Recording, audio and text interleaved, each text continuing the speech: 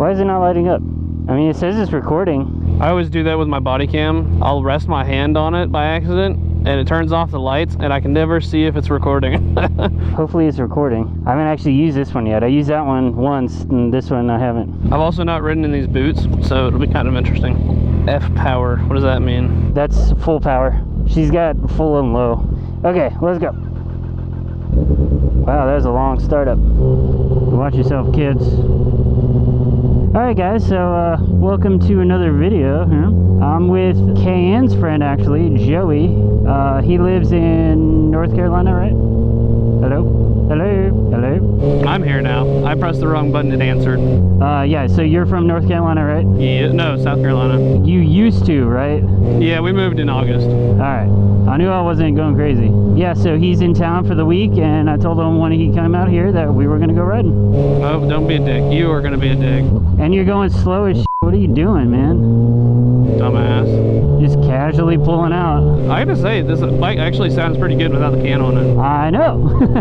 It's crazy. We've gotten a lot of mixed reviews about doing that. Like, people are like, oh, that's so stupid. Why would you do that? Boo. And then other people are like, that's actually, it sounds pretty good just for taking the muffler off. And that's the reason we did it. We couldn't afford an exhaust at the time, and now Cayenne doesn't really care about an exhaust, so whatever. It just means I can spend more time with my bike.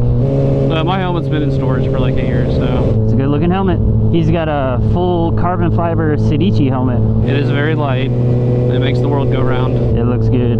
So me and Joey haven't really ever hung out at all.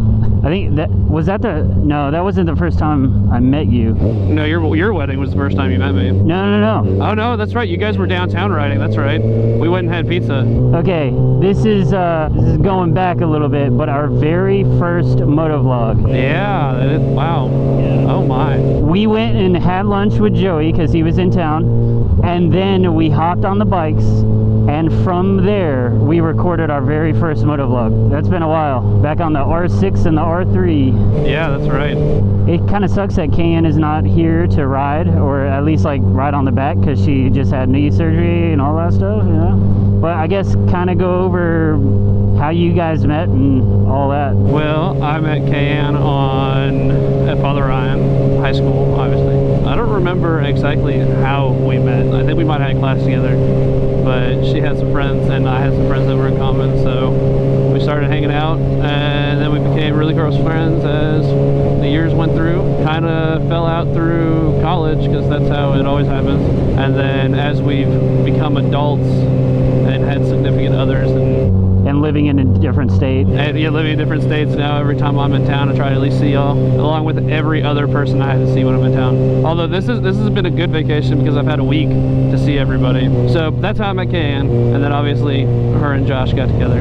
There's this awesomeness now that is more than just Cayenne. And now you're riding Cayenne's bike. I am riding Cayenne's bike, as weird as that is. It's so hard to get into neutral with these boots on. Mine's so easy. This bike has the auto-find neutral. Just ram it up, neutral. That's awesome. Yeah. It's been the greatest thing ever. Every bike needs that. Yeah, exactly. It's like the Harley Davidson when they put the reverse on the new bikes, but those bikes also weigh too much. Yeah, like 1,000 pounds. First time I worked at Harley Davidson, I was moving a bike in the showroom, and Cool Springs Harley Davidson puts bikes like in their shelves. It's kind of weird. That's really loud. They park a couple of bikes through the shelving units, and I was moving one in the shelving units, and I dropped it. Oh man. I dropped it, and I managed not to damage the bike, actually. I got very lucky. Couldn't imagine that. Yeah, I was not excited. But working for Harley Davidson was good. We had a guy that was not supposed to ride motorcycles working for us that hopped on one of the Sportsters and didn't turn and went. I don't know if you've ever been to Cool Springs Harley Davidson, but they have a huge winding driveway that goes up to it, and it's all like a ravine underneath. He went right into the ravine. It was kind of funny. Yeah, when I had my Yamaha, there was a I can't remember his name now, but really nice guy, worked at the Yamaha store. He used to order all my parts. I want to say his name was like Chris or something. Yes, Chris. He's the parts manager.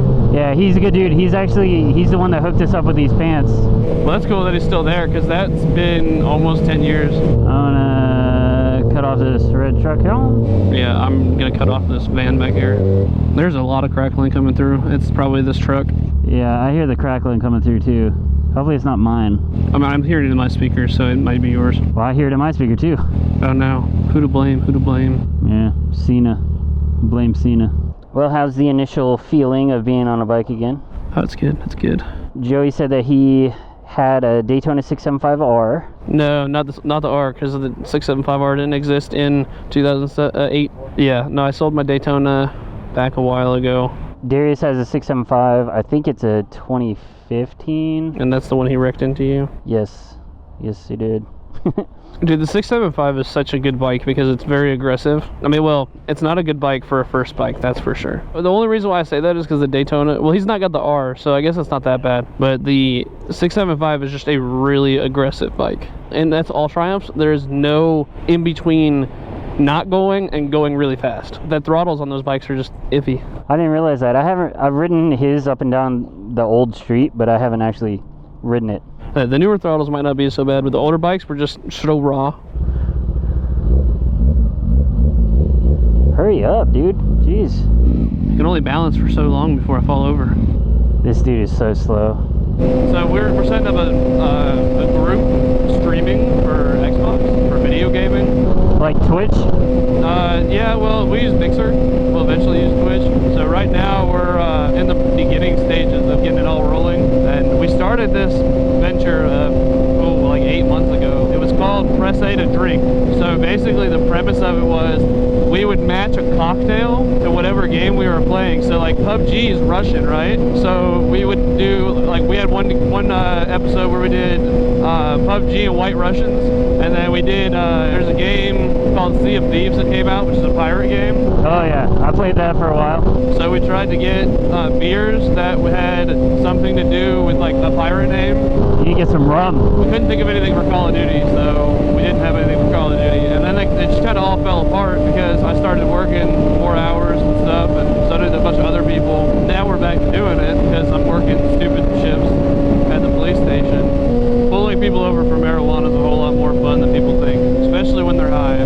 But yeah, I just went out to Vegas, literally just got back, and I saw my first ever dispensary out there. I wanted to go in just to check it out. They're pretty cool. My sisters just moved back from San Diego, and they would order like $700 worth of stuff at a time, and they deliver it to your house. Like, that's insane. Like Grubhub. Of course, now we're dealing with traffic. It's like 2:30. I mean, it's Nashville, I guess.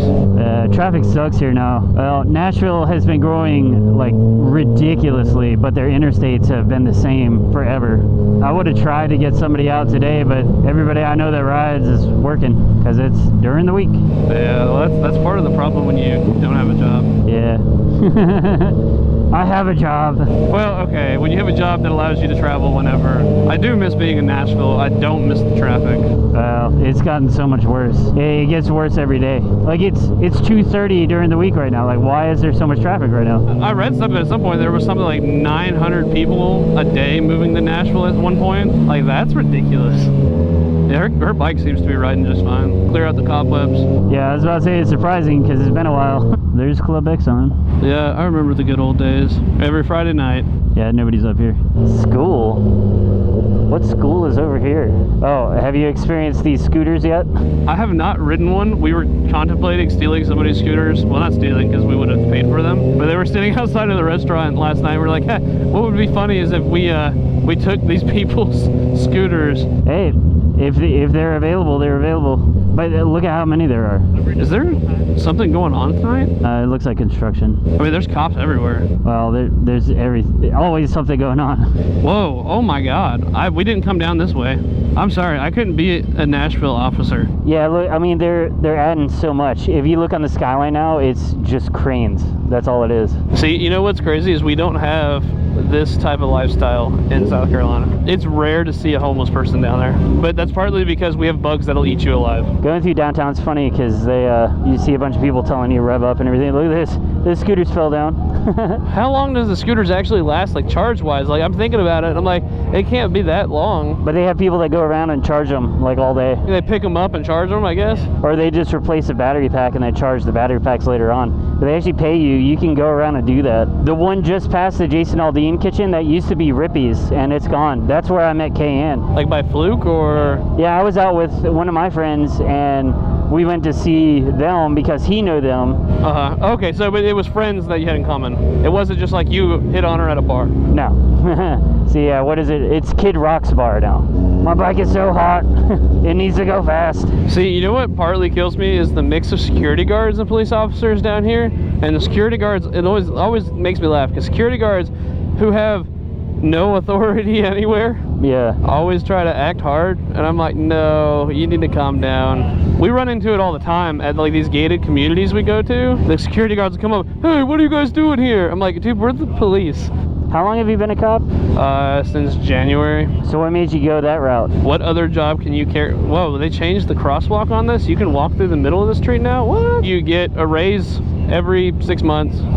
You get to carry a gun. You get to drive fast, although we don't get to drive fast. And you get to play with lights and sirens. Yeah, there is some dangerous stuff to it. I mean, we had one incident where it was a shots fired called. We had to go through a giant field, and you don't realize, those people that are military out there will realize, when you end up having shots fired around you in a very open field and there's nothing to hide behind, it's kind of scary. We're doing this with pistols. You know, nobody grabbed their AR, which might have been overkill. It ended up being just a misunderstanding.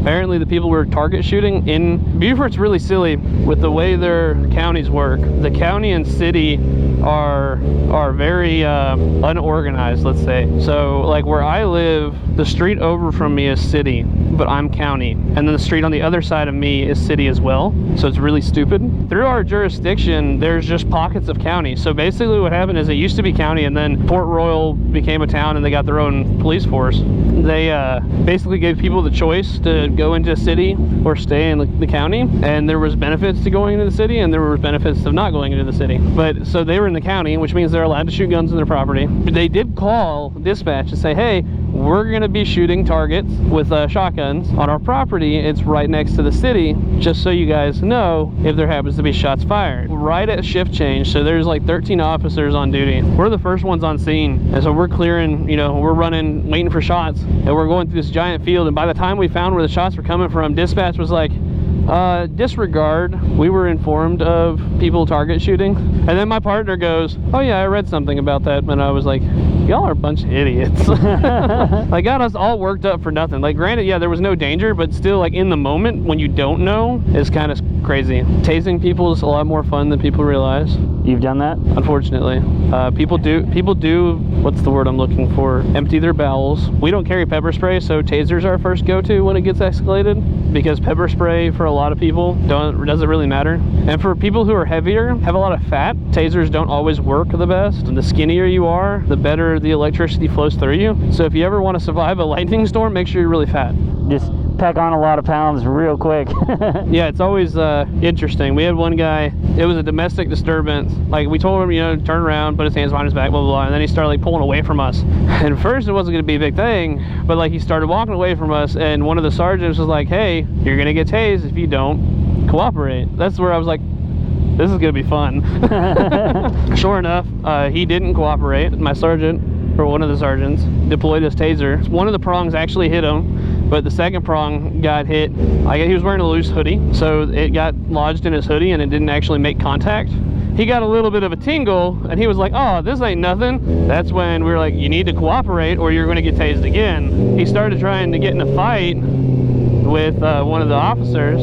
That's when I popped him, and he went down like a sack of rocks. And I'm looking like, these are sheriffs, and well, I guess he's probably light duty, so he's not carrying everything. So he's working overtime, which is cool. We don't get a lot of overtime. Nashville officers, there's such a large vacancy. So their overtime, like, they got guys who are making 160 plus a year, but they're working all the time. Nashville only works 8-hour shifts. We work 12-hour shifts. So they work Monday through Friday, or like Tuesday through Sunday or whatever. That just would suck. So I think I'm going to title this something about you being a cop, just for clickbait. Yeah, clickbait's awesome. And now they're going to hear that part about clickbait and they'll be pissed off. We had a DUI, young girl, all of like 110 pounds. She blew a .23 and was on the way up, which is way over the legal limit. But she almost hit us head on one of the bridges doing 65. Like, we clocked her at 65. And she almost hit us in another car. She tried to tell us that she would do anything for us. And we were like, ma'am, you're being audio and video recorded. Wow. Anything you say is accessible by the public. She didn't stop. And then she was like, you could just let me go. Just say I ran away. You're not running away from anybody. My partner that I was with that night, he is 6'4", and he is a drill sergeant in the military, or was. So he is very much more in shape than I am. So I would be impressed if she was able to run away from him. I've left my house and had people, not people, but like had a person who I arrested the night before end up living right next door to me. Apparently the guy's girlfriend, who's the one that actually called us on him, who we got the warrant written up for because it was fraudulent use of food stamps. So basically what happened is she called us. We wrote up a warrant for his arrest because that's not legal at all, and we went and picked him up, and then like the next day he goes, yeah, we've already talked about it, you know, she's gonna come bail me out. And I was like, that's cool and all, but we're still taking you to jail. He did get out, and I left my driveway. Now granted, my police car is parked in front of my house, so anybody who drives through the neighborhood can see that, hey, there's a cop that lives here. Whatever, it's not that big of a deal. I pull out of my driveway and he goes, oh, you're the guy that arrested me the other day. I was like, oh damn. He goes, can I get a ride to here? And I was like, absolutely not. I was like, sorry, it's against policy. I mean, it's not, but it was more or less, I don't want you in my car.